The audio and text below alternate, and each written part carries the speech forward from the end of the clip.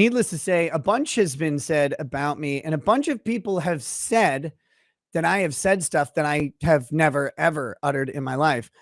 In fact, one of them I'll have to address right away, and this is frustrating for me, is Joshua Moon, the owner of Kiwi Farms. And how do I do this best? How do I do this best? So Joshua Moon has filed a motion. He's desperately trying to get stuff related to my case, which that doesn't surprise me or make me like that's what Josh is going to do, and that's fine, I guess. Whatever. But Josh has routinely misrepresented things that I have said in this ordeal, and it's frustrating because I don't know. It's annoying when someone misquotes you. It's more annoying when they put it in an affidavit that you've said something that I don't believe I have ever said. And so I had a conversation with Josh the other day, and he went to the forums and he just said that I said stuff, which I didn't say.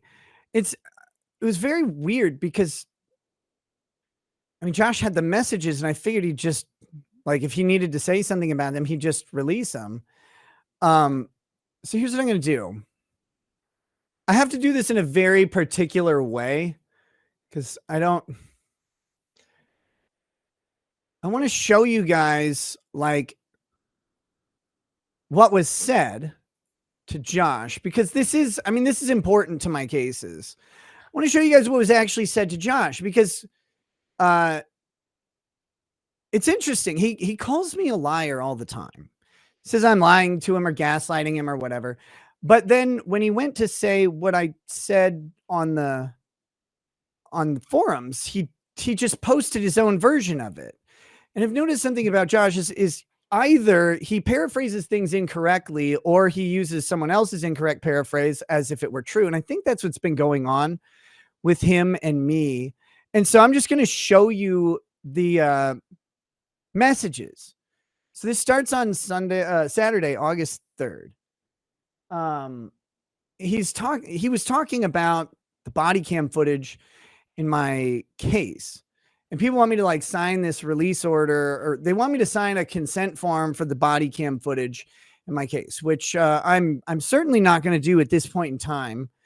And I'm not sure that it'd ever be appropriate, but here you go. And people can make all sorts of arguments or whatever, but that's fine. I'm not going to sit and argue with the internet about the propriety of that. You could call me whatever you want. That's okay. So this is Saturday, August 3rd, 9:53 p.m. I said, "Hey, retard. Discovery is under protective order in the case. Me releasing it is a violation of that order. It's in the document you already have on your site, Learn to Read, which is the order that was leaked a long time ago, mentioned specifically that discovery is under protective order in the case. It said, suggesting I should do anything to affirmatively move the needle on releasing it risks me violating a court order. Try reading." So again, really quickly, people on the farms or wherever want me to sign a consent form to release body cam footage that is part of both my criminal case and my civil case. But there's a protective order on discovery, and the civil case has since been sealed as well. Releasing that or moving to release that or making any step for it risks me violating a court order. Now, you may argue, well, that's not violating a court order. I'm sorry. Ladies and gentlemen, when the government has you by the balls, and by the balls, I mean your literal offspring, you don't do anything to risk violating a court order. But it gets farther than that.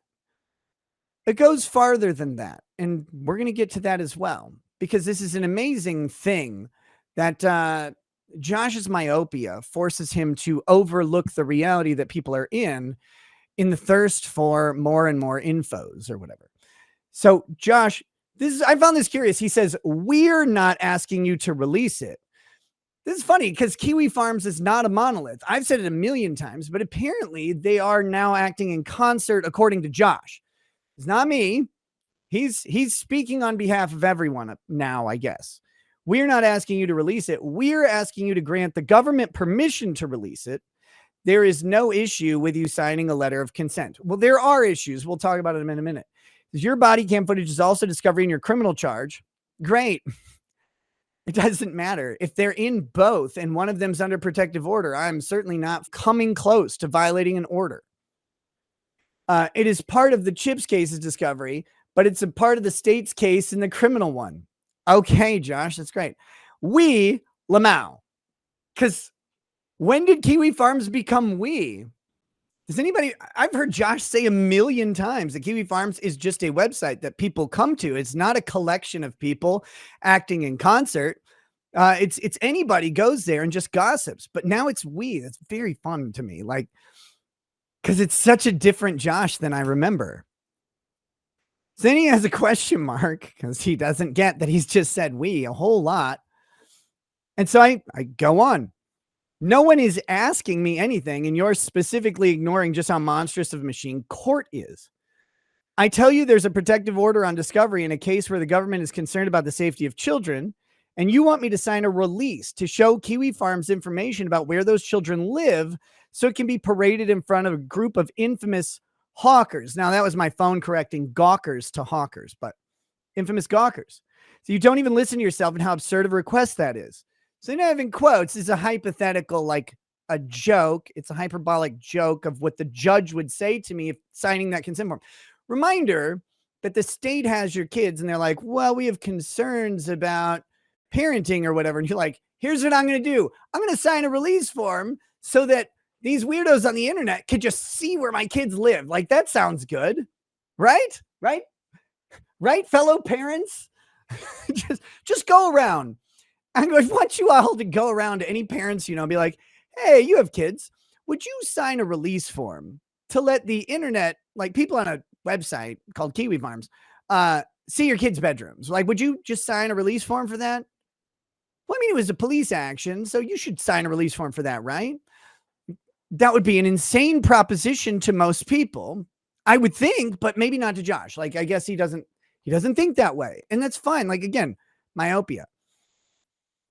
But so here's the quote that from my hypothetical judge. Mr. Rekieta, did you sign a release authorizing the state to share body cam footage with the layout of the home where your children sleep with an anonymous web board? That's the news bite that an uninformed judge would be like looking into. Because it comes up every time. Only in every case is Kiwi Farms accused of having people. I've defended this over and over and over again. So please don't come at me with your, but that's what's going to be the mantra. Because it's the mantra every time it comes up. Why, Mr. Rekieta, did you think sharing that information was a positive step for the safety of your children? And then, of course, here's my response. Sorry, Your Honor, an illustrated dog who fled the U.S. because of reasons and his army of lolly avatars who say the N-word a lot asked me to. The absurdity of a parent signing a consent form for people to get more information about their children and give it to the Kiwi Farms people is like, they don't even recognize like how that looks. And again, under normal circumstances, that looks insane. But when the state is looking at you going, we need to make sure you're a fit parent and before we can return your kids, be like, hold on, let me sign this release form. Here, I want these other people to look at my house first and get the layout of it down and, you know, see that stuff. That'd be good, right? Like that'd be a responsible parenting. No. But I'm just trying to help him out here. So then I said, Josh, sometimes your quest to make other people look retarded makes you unable to see how retarded you are. This isn't a joke from me. And despite your gaggle of happy, super good deductive reasoning, they've got it wrong. A lot of people on the farms, etc., have said that my kids were like never coming back or be an extremely long time, etc., etc., etc. Well, now that they're coming back, they're like, oh, we always said they'd come back. Well, yeah, sure. That's fine. You guys had no way to know. I tried to tell you guys that you had no way to know. And I tried to explain the Minnesota law that specifically said why you wouldn't be able to know and that it wasn't even your fault. I'm like, yeah, these long-term case plans or whatever that you see, those are not actually dictating the flow of the case. They're required by statute as parallel planning to what's going on. But there's other shit going on that you guys don't know about, and I can't tell you. No one else can know. So when you saw these people like commenting, oh, this is what's actually happening, Nick's a liar. No, I really I was just telling you exactly what was happening, but I couldn't give you details about negotiations that were going on, about everything working on the parallel track that you don't get to know about. So I'm sorry, but I tried. I tried to tell you. But okay. So anyway, I knew when my kids were coming home because I'm the one who's been doing it. A lot of these people out there still think that Lady Raggets and I were not submitting to drug tests, or that we had some way figured out how to plan the drug tests on our own or something. No, none of that's true. We've been complying with drug tests ever since the court asked us to do drug tests. The moment the court said, I need you to do drug tests, we're like, all right, cool. Now, we didn't do a whole shitload of drug tests beforehand. You know why? Because they didn't ask us to. The first drug test I submitted, yes, I tested positive for alcohol. That's because I wasn't ordered to not drink alcohol yet. That's it. Then on the 7th of June, the judge said, no controlled substances, including alcohol. Although that's not in my written order, played it safe. No controlled substances, including alcohol, and you submit to random testing. We were like, all right, cool. Of course. There you go. Done. Consenting to the release of that footage would be one of the most irresponsible things a parent could do. The fact that you don't see that should indicate that you are terminally connected to the internet and disconnected from reality. Peace. Which people like try to psychoanalyze peace. Guys, I've used peace as a send-off forever. So then Josh responds to me an hour later and he's like, he said peace. Why did he respond? I'm like, Josh, you send a message back. I returned your message. Anyway. So he says, then have April consent. So like, instead of me consenting, I'm supposed to have someone else consent by proxy to get around. Listen to what Josh is suggesting. I'm saying, hey, Josh, me doing this would violate like a court order. He says, have someone else do it by proxy. That won't violate the order. Josh, listen to yourself, man. Homie, listen to yourself. I don't want to violate a court order. So you're suggesting I have someone else do it for me?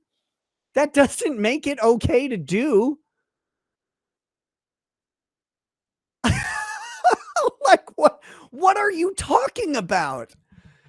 Yeah, I'll have, because I have control over her, apparently. Like, what should I like use my puppet strings, or should I intimidate her? Like, what is your proposition here? You just have her do it. Then it's not you. Then have April consent. You are the one who said the footage would exonerate you. I didn't actually say the footage would exonerate me. I believe, it's a little fuzzy, I believe I said that there are things in the footage that may help my case. They may actually be things that break the case. I don't know, especially at the time I had said it, I had not seen the footage. But this is one of those things where Josh takes something I said and he paraphrases it into a direct statement or accusation or whatever, but it isn't true. And it's the only reason I'm showing these messages is because he's done this multiple times now. And then people believe him and they say that he's credible and I'm not. Well, I'm showing you the messages because the credibility here is critical.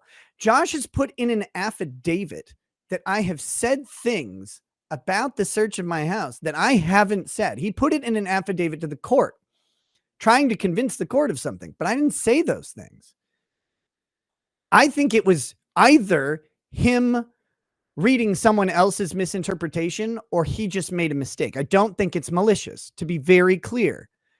I don't think Josh is malicious in any of this. I think he's myopic. I think he's thirsty for the information, and that overrides basic reasoning. But I don't think he's maliciously doing it. But here we go. He says, you are the one who petitioned the court to seal discovery. Not true. actually. I didn't petition the court to seal discovery. The protective order on discovery in my civil case was proposed, guess what, by the county attorney. And my lawyer and Lady Rackets' lawyer independently agreed to it. It's in the transcript on your site. If you just read it, it's right there. They did it in court. And it's also in the order. So again, you normally would have no way of knowing this. Now you actually have a way of knowing this. You just didn't take the time to know it, which is fine, except now you're accusing me of doing this stuff.